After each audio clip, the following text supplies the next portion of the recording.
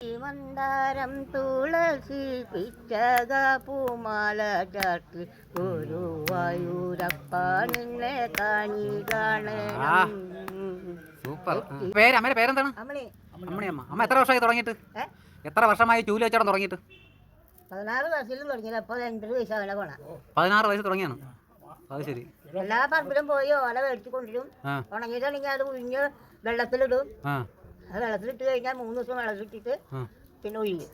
പച്ചയാകുമ്പോൾ അന്ന് നല്ല നനച്ച് ഉയ്യ. അപ്പം അമ്മേരെ ചൂല് പഠിക്കാത്തവരൊന്നും തൃശ്ശൂർ കാണത്തില്ല. അമ്മ ഒറ്റയ്ക്ക് തന്നെ എല്ലാം ചെയ്യുന്നത്? ഒറ്റയ്ക്ക് തന്നെ ഇതെല്ലാം ചെയ്യുന്നത്. ഒരു ചൂലിന് എത്ര പോലെ വേണം? 4 പട്ടിന് ശരിക്കും വേണ്ടേ? 4 എണ്ണം വേണം. കടും തലയും പോയി കഴിഞ്ഞാൽ 4 പട്ടാണ് ചൂലുണ്ടാക്കണം.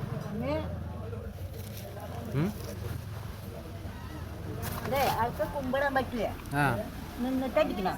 അതിന് വേണ്ടിയിട്ട് ഈ വെജി പറഞ്ഞാൽ ഒരു ചൂലിന് എത്ര രൂപ മേടിക്കും? ചെറുതാണെങ്കിൽ 80 മേടിക്കും. 80. വലിയതാണെങ്കിൽ 100 രൂപ. 100 രൂപ അടിക്കും. 50 രൂപയ്ക്ക് 25 രൂപയ്ക്കൊക്കെ കൊടുത്തായിരുന്നു ഞാൻ. 25 രൂപയും കൊടുത്തിട്ടുണ്ട് പണ്ട്. അന്നൊക്കെ വിലയില്ലല്ലോ. ഓക്കെ. ചായ കുടിച്ചാ? ചായ കുടിച്ചു, കഞ്ഞി കുടിച്ചു. രാവിലെ കഞ്ഞി കുടിച്ചു. എനിക്കിപ്പോൾ 77 കഴിഞ്ഞ് 78 വയസ്സായി. 78 വയസ്സായുള്ളൂ. ഓ ശരി. 78 വയസ്സായി. പല്ലെല്ലാം കുറച്ച് പോയല്ലോ. നല്ല രസമുണ്ട്, മുടി കാണാൻ രസമുണ്ട്. നല്ല അപ്പൂപ്പൻ താടി പോലെ ഇരിക്കുന്നു. അപ്പൂപ്പൻ താടി ഇനിയിപ്പോൾ ദൈവം അങ്ങോട്ട് വിളിക്കാൻ വേണ്ടി കടുപ്പിലാക്കാണ്ട്. ഇനി എത്ര വർഷം കിടക്കുന്നത്? 10-30 വർഷം ഇനിയും പോവാം. 115 വയസ്സിലാണ് എൻ്റെ അമ്മായിമ്മ മരിച്ചത്. 115 വയസ്സിൽ. എൻ്റെ ചേച്ചി ഇപ്പോൾ 80 വയസ്സിലപ്പോൾ മരിച്ചിട്ട് ഒരു കൊല്ലത്തിനുള്ളൂ. ഓക്കെ. ഈ മുറുക്കാൻ എന്നും കഴിക്കും? എപ്പോഴും മുറുക്കാനുണ്ട്, വണ്ടി കുലിക്കുള്ള കാശുണ്ട്, എല്ലാം ഉണ്ട്. മുറുക്കാൻ കഴിച്ച് തന്നെ വല്ലൊക്കെ ഇളകി പോയതായിരിക്കും.